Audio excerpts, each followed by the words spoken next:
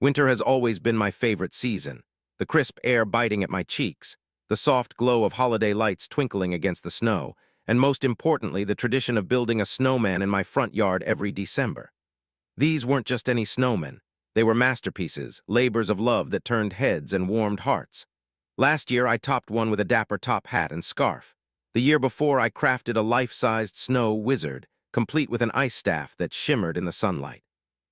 Kids from the neighborhood would pause to snap pictures, and neighbors would toss compliments my way. It was one of the few things that stitched our little suburb into a real community. But this year, everything changed when Karen, my nightmare neighbor, decided my snowman was her personal enemy. If you've never encountered an HOA Karen, let me paint the picture. They're the type who thrive on petty power trips, wielding nonsense rules like weapons and pretending they have authority they don't possess. Karen was the undisputed queen of this breed. She'd spent the past year terrorizing us with fake fines, noise complaints about birds chirping too early, and demands that everyone repaint their fences an approved shade of beige. So when I woke up one morning to find my latest snowman stomped into oblivion, not melted, not toppled by wind, but deliberately destroyed, I wasn't entirely shocked. What did surprise me was the sheer audacity of it all. I checked my security camera footage, and there she was, in all her bathrobe and slippers glory, waddling onto my lawn at 11:47. She kicked the snowman's head off like she was auditioning for a football team, ripped its stick arms to shreds, flattened its body with vicious stomps, and then, because apparently that wasn't enough, pulled a hair dryer from her pocket to blast the remains with hot air. I watched the footage in stunned silence, my disbelief curdling into rage. Who does that? Hopping for some shred of reason, I stepped outside, only to find a printed letter shoved into my mailbox. Dear homeowner, as per the new HOA regulations, all unauthorized yard decorations must be removed within 24 hours. Failure to comply may result in fines. Signed, Karen, HOA President. The problem? Our neighborhood didn't have an HOA, we'd voted against it years ago. But Karen didn't care about facts. She'd been running a fake HOA, collecting dues from gullible new residents, sending out bogus violation notices, and making life miserable for anyone who dared defy her imaginary throne. Now my snowman was her latest target, and I wasn't about to let it slide. That afternoon, I rebuilt it taller, stronger, and reset my cameras for round 2. Sure enough, the next night she returned, this time armed with a shovel. She didn't just knock it down, she dug it up like a deranged archaeologist, ensuring no trace remained. Another fake HOA letter followed, another fine threatened.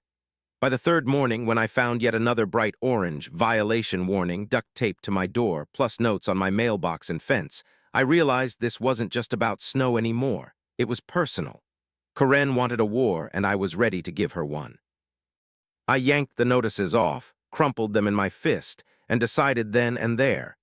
If she thought she could bully me into submission, she was about to learn just how wrong she was. The absurdity of Karen's campaign against my snowman was almost laughable, but by the third demolition, my patience had evaporated. She wasn't just a nuisance, she was a manipulator, a petty tyrant cloaked in fake authority, and I'd had enough. Her latest stunt left me staring at a trio of ridiculous notices, one taped to my door, another on my mailbox, and a third stapled to my fence, all screaming about unauthorized yard obstructions and escalating fines. I could have ignored it. Any sane person might have, knowing her HOA was a sham with no legal weight. But Karen had a knack for making people believe her. She'd been playing this game for years, preying on new neighbors who didn't know better, convincing them her official-looking letters and fake email address meant she ruled the roost. Some even paid her monthly dues, too intimidated or confused to question it. Now she was trying to pull that scam on me, all because she hated my snowman. That wasn't happening. I grabbed her stupid notices and marched 2 streets over to her house, a beige monstrosity plastered with HOA signs that didn't belong to any real organization. I rang the doorbell, arms crossed, ready for a fight. The door flew open so fast I nearly stumbled. There she stood, Karen in full glory, bathrobe, slippers, and a steaming mug emblazoned with HOA Queen in tacky gold letters. "I knew you. Show up," she said, smirking over her coffee. I was wondering how long it'd take. I thrust the notices at her. "You want to explain this?" She barely glanced at them. "Oh, that? Yes, those are legally binding violation notices. You have 24 hours to comply." I laughed, a sharp, incredulous bark. Legally binding, Karen, we don't have an HOA. Her smile didn't waver. That's where you're wrong. It exists whether you like it or not. It was formed after you moved in. I narrowed my eyes. I've lived here 10 years. I was at the meeting where we voted against it. She sipped her coffee, tilting her head like I was a slow child. And I was at the meeting where we reconsidered. Who exactly voted? I pressed, stepping closer. She waved a hand vaguely. That's not important. No, it is, I cut in. Because as far as I know, the only people in this HOA are you and maybe 3 of your miserable friends. Her mask slipped just a crack, her voice tightening. You can disagree all you want, but the fact remains you're in violation and there will be consequences. What am I violating? I asked, barely containing my amusement. Excessive yard decorations, she said, nodding smugly. It's a snowman. Yes, a yard decoration. In winter in a state that gets snow. Yes, she repeated, and it disrupts the uniform aesthetic. The rules state all holiday decorations must be tasteful and temporary. I stared at her. It's made of snow. It is temporary. That's not the point, she snapped. It's an eyesore, and if you don't remove it, you'll be fined $75 per day until it's gone. That's when I lost it. Laughter erupted from me, deep and uncontrollable. Karen scowled like I'd insulted her personally. This is hilarious, I said, wiping my eyes. Karen, you don't have the power to fine me. Your HOA is fake, and even if it wasn't, you can't fine people for snowmen. I can and I will, she huffed. You'll get an invoice soon. Then she slammed the door in my face. I walked home, shaking my head. This woman was unhinged, but she'd just made a fatal mistake. She picked a fight with someone who wasn't backing down. Karen's door slamming in my face wasn't the end, it was the spark. She thought she could intimidate me with her fake fines and delusional power plays, but all she'd done was wake a sleeping giant. I wasn't just mad anymore, I was determined. She thrived on control, banking on people caving to her manufactured authority, but I wasn't about to bow to her nonsense. Walking back home, I hatched a plan. If she wanted to escalate, I'd meet her head-on and bury her in her own game. First, I sat at my computer and dug up every legal document I could find proving our neighborhood had no HOA, meeting minutes, voting records, even a city memo confirming it. Then I filed a report with the city about her fraudulent fines, attaching her latest violation warnings as evidence. If she wanted to play dirty, I'd show her what real dirt looked like. But before any of that could unfold, I had a more pressing mission: rebuilding my snowman. This time it wouldn't just be a decoration, it'd be a fortress, a Karen-proof symbol of defiance. I headed to the hardware store, my mind buzzing with ideas. I needed something indestructible, something that'd laugh in the face of her shovels and hair dryers. That's when I spotted it, a steel drum, heavy and unyielding, the perfect core. I bought it along with a bag of quick-dry cement because if Karen was climbing the crazy ladder, I was already at the top waiting for her. Back home, I got to work. Step 1, I mixed water and cement inside the drum, letting it harden into a solid block, a foundation no tantrum could topple. Step 2, I packed ice and snow around it, sculpting a flawless snowman shape, smoothing the surface and dusting it with powdery snow for that innocent look. The result? A perfect snowman on the outside, hiding a 300-pound cement-filled monolith within. But I didn't stop there. Karen had escalated from kicking to shoveling. I needed defenses. I sprayed the outer layer with water, letting it freeze into a slick, invisible ice shell. If she touched it, she'd regret it. Then I drove a metal pole deep into the ground behind it for extra stability. And the piece de resistance? A hidden surprise for her favorite trick, her SUV. I'd seen her use it before, nudging trash cans or bikes she didn't like, just enough to knock them over, just enough to play innocent. I was betting she'd try it again, so I tucked a few bricks into the base, nothing obvious, just enough to ensure that if she rammed it, her car would pay the price. I stepped back, admiring my creation. From the street, it was a harmless holiday snowman, no different from any other. Beneath the surface, a trap waiting to spring. I set up my security cameras, made a hot chocolate, and settled in. I didn't wait long. As the sun dipped below the horizon, Karen's SUV crept down the street. I watched her silhouette slow as she neared my house, headlights bathing the snowman in a harsh glow. She spent 3 nights trying to destroy it. Now it stood taller, bolder, practically daring her to try again. I saw her foot tap the brakes. I could feel her fuming. For a moment, I thought she might back off. Then she pulled into my driveway. Game on. She stepped out, shovel in hand, stomping toward my yard like a warrior on a mission. She raised the shovel and swung, clang. The impact reverberated, the shovel bouncing off like she'd hit a steel wall. She stumbled back, shaking her hands, confusion dawning. This wasn't over, it was just beginning. Corinne's shovel clanging off my fortified snowman was the sweetest sound I'd heard all winter, a metallic rebuke to a relentless crusade. She stumbled back, clutching her hands, staring at the unmoved snowman like it had personally insulted her. I bit my tongue to stifle a laugh as she leaned in, inspecting it, perhaps sensing the icy shell or the unyielding core beneath. Her confusion morphed into determination. She stepped back, pulled out her phone, and made a call. Minutes later, the rumble of her SUV's engine filled the night. Reinforcements had arrived, and by that I mean her own stubbornness in vehicular form. I watched from my window, hot chocolate in hand, as she climbed back into the driver's seat, reversed, and positioned her luxury SUV directly in front of the snowman. She was actually going to do it. She was going to ram it. She revved the engine, hesitated for a split second, then floored it. The impact was glorious. Her front bumper crumpled like tinfoil, the hood buckled, headlights flickered out, and a hiss of steam erupted as the radiator exploded. The sound, a sickening crunch followed by silence, was music to my ears. The snowman, it didn't even flinch. Corinne stumbled out, her face a kaleidoscope of shock, horror, and disbelief, as if physics itself had betrayed her. I stepped outside, leaning casually against my doorframe, sipping my cocoa. "Something wrong?" I called out.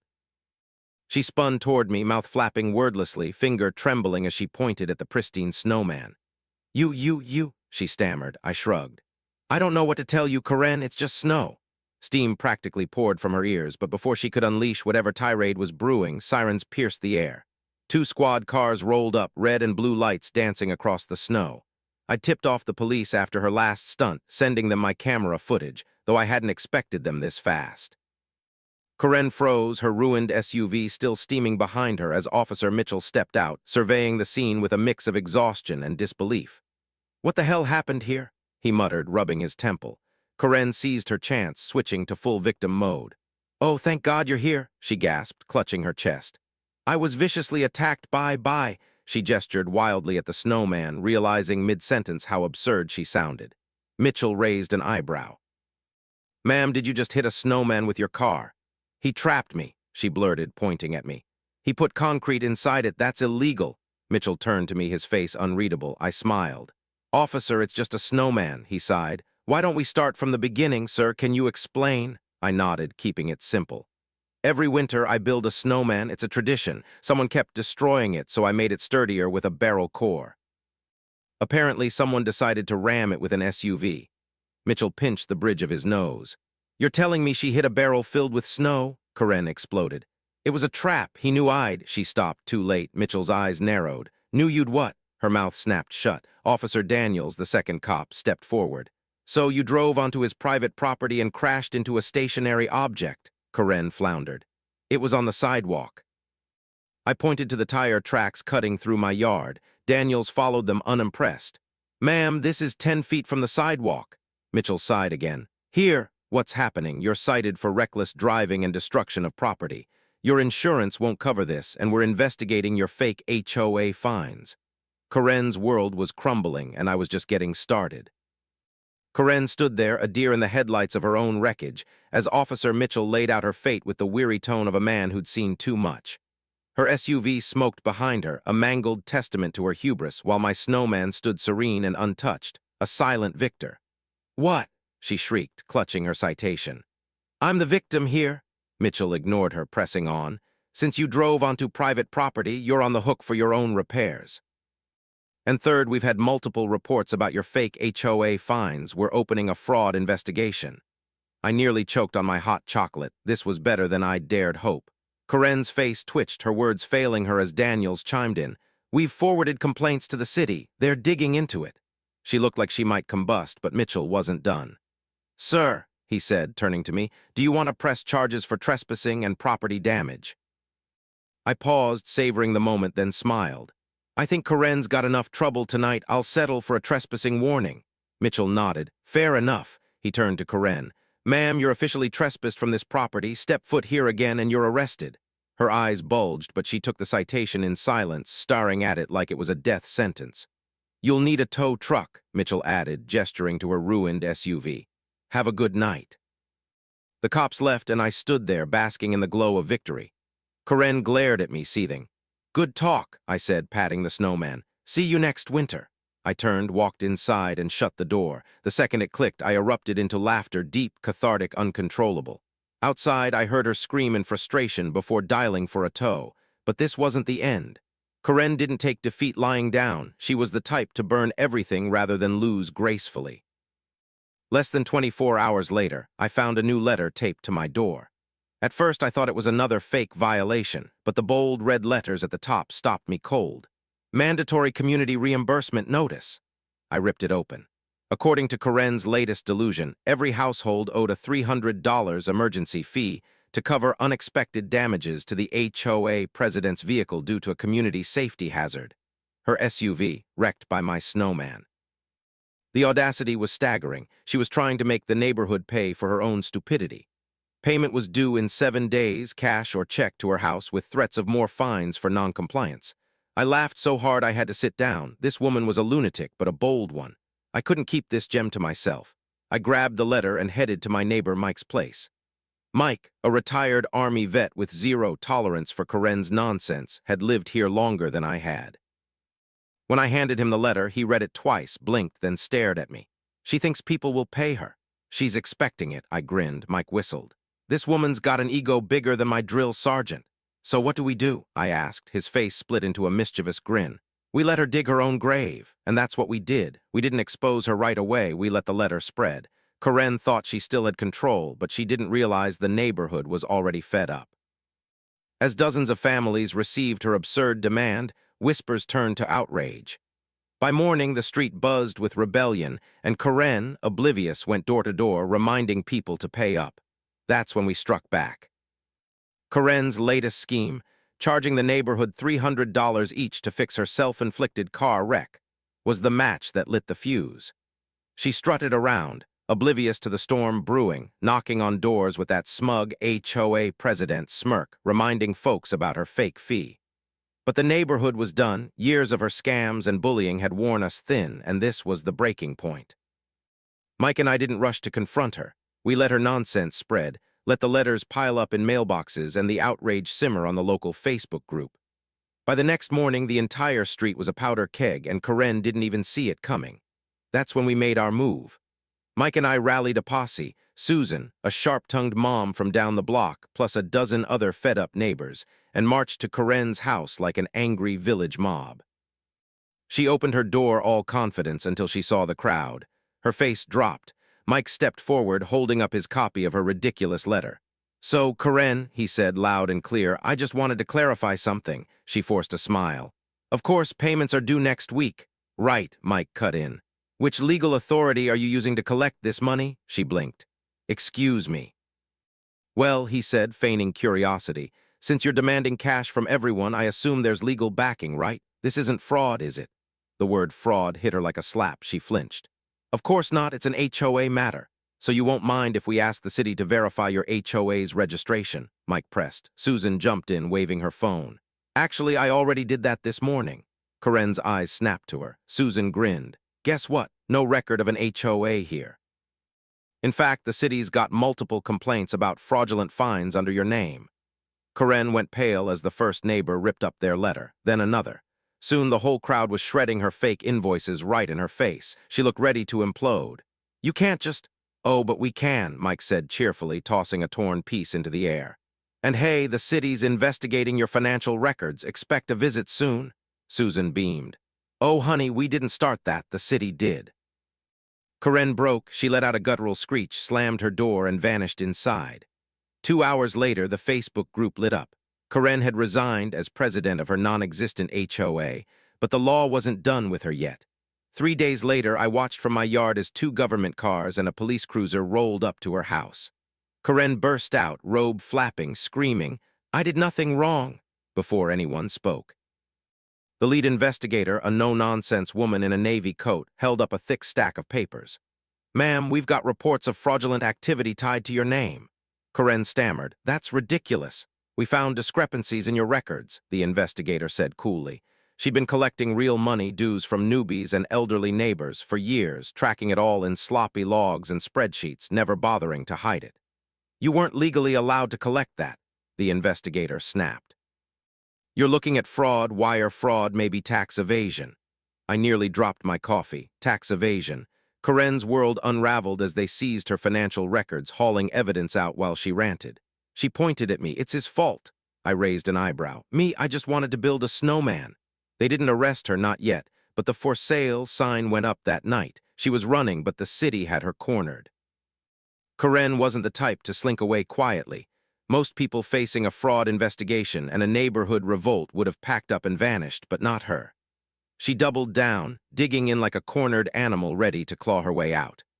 The day after the investigators raided her place, a moving company rolled up, not to haul her stuff out, but to bring more in. New furniture, appliances, boxes of what looked like legal paperwork. She wasn't fleeing, she was fortifying, planning to fight this to the bitter end. And if she couldn't win, she'd make us all miserable on her way down. The first sign of her retaliation hit when Susan called me over holding a new letter. Dear homeowner, it read, as per HOA regulations, all property owners must submit legal records of lot ownership for review. Failure to comply will result in fines and reassessment. I laughed. She's still pretending there's an HOA? Susan nodded. She's sending new fines to everyone who reported her. Then she pointed to a sign taped to the street lamp. HOA regulations enforced immediately, no exceptions. Corinne had plastered 30 of these around the neighborhood that morning. I took a deep breath. Okay, that's it. She wants war, she's getting one. That night, I went full counterattack. I gathered every fake fine and notice she'd ever sent, copied them into a massive file, and emailed it to the lead investigator. Additional evidence of fraudulent HOA activity. By morning, more officials were at her door, grilling her about her ongoing impersonation. But I didn't stop there. While she was distracted, I rallied Mike, Susan, and a dozen neighbors for a mission. We tore down every single one of her fake signs and notices, ripped them, shredded them, burned a few for good measure. By the time Corinne emerged, the street was cleansed of her garbage. She stormed out, red-faced, screaming, "Who did this?" Mike stepped up, holding a trash bag of her crumpled papers. "Oh, you mean these? Yeah, we got rid of them since they're fraudulent." Her eye twitched. "You can't do this. This is harassment. I'll sue." Susan laughed. "Sue us with what money, Corinne? Your HOA fees." That snapped her. "I'll take you all to court. I'll bankrupt this neighborhood." That's when the cops returned. Mitchell and Daniels stepped out, Mitchell looking exhausted. "Ma'am, are you doing this again?" Corinne froze. "They destroyed my property," Mitchell sighed. "You mean the fake notices we told you to stop distributing?" Daniels flipped open a clipboard. "We've got a cease and desist order for you. Stop impersonating an HOA, issuing false fines, or harassing residents, or you'll face more fraud charges." Corinne wobbled.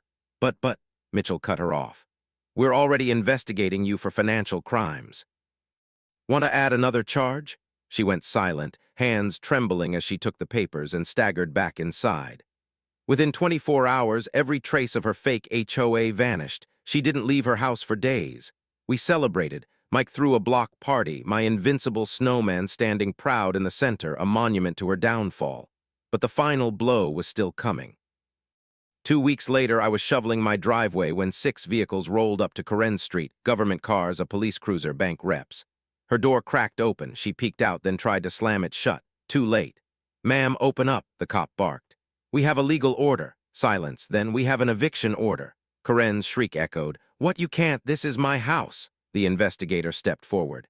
"You owe tens of thousands in illegally collected funds, unpaid taxes, and penalties. The bank's foreclosing. You're evicted." Corinne's eviction was the grand finale she never saw coming, a spectacular collapse of her empire of lies. "You can't do this," she screamed as the investigator laid out the grim reality. Tens of thousands owed in fraudulent HOA collections, unpaid taxes, and penalties, topped off with a bank foreclosure for missing mortgage payments. "You have 30 minutes to vacate," the investigator said, unmoved by her hysterics. The neighborhood watched. A silent crowd gathered on lawns and sidewalks, as Corinne's face cycled through denial, rage, bargaining, depression, and finally a hollow acceptance. Not one soul spoke up for her. Years of fake fines, threats, and scams had burned every bridge. The eviction was chaos. She hadn't packed a thing, clearly banking on legal loopholes or sheer stubbornness to save her. Officials stormed in, hauling out furniture, papers, clothes, piling it all on her lawn while she stood there, shaking, a ghost of the tyrant she'd been. The tow truck came for her busted SUV, still a crumpled wreck from its snowman encounter. Then a moving truck arrived, not to help her, but to cart her remaining possessions off for auction. I swear I saw a tear streak down her cheek as the investigator handed her the final blow. "This is your notice of removal. Return here, and it's trespassing." Her fingers trembled as she took it, then, without a word, she shuffled to the sidewalk, carless, possessionless, defeated. The poetic twist. She had to walk past my snowman one last time. It stood there, unyielding, a frozen sentinel of her ruin. She didn't look at me, didn't glance at anyone, just kept walking until she vanished down the street. A murmur rippled through the crowd. Mike smirked at me. "You should build her a farewell snowman," I grinned. "Oh, I've got plans for next winter." And just like that, Karen was gone. Her house hit the auction block, the fake HOA died, and peace settled over the neighborhood like a fresh snowfall. That winter, my snowman stood until March, stronger than ever, a testament to our resilience. Every year since, I've built another, each one bigger, taller, tougher, not just a tradition, but a monument to the winter Karen lost everything. Looking back, it's almost funny how it all started. A simple snowman, a petty grudge, and a neighbor too arrogant to back down. She thought she could bulldoze me, literally and figuratively. But she didn't count on me fighting back or the neighborhood rallying behind me. Her SUV totaled, her scams exposed, her life unraveled, all because she couldn't stand a little holiday cheer in my yard. The cops, the city, the bank, they finished her off, but it was that first crunch of her bumper against my reinforced snowman that set it all in motion. I didn't have to destroy her, I just had to outlast her. Sometimes that's all it takes. Stand your ground, build something unbreakable, and let your enemies crash into their own downfall. Karen's gone now, a cautionary tale whispered at block parties, her name synonymous with overreach and defeat. My snowman, though. It's still here every winter, a quiet reminder that you don't have to fight every battle, just the ones worth winning. And as I sip my coffee watching kids snap photos with this year's creation, I can't help but smile. Winter's still my favorite season, not just for the snow, but for the stories it tells. So here's to next December. Another snowman, another middle finger to HOA Karens everywhere, and another chapter in a neighborhood that learned to stand tall together against the cold.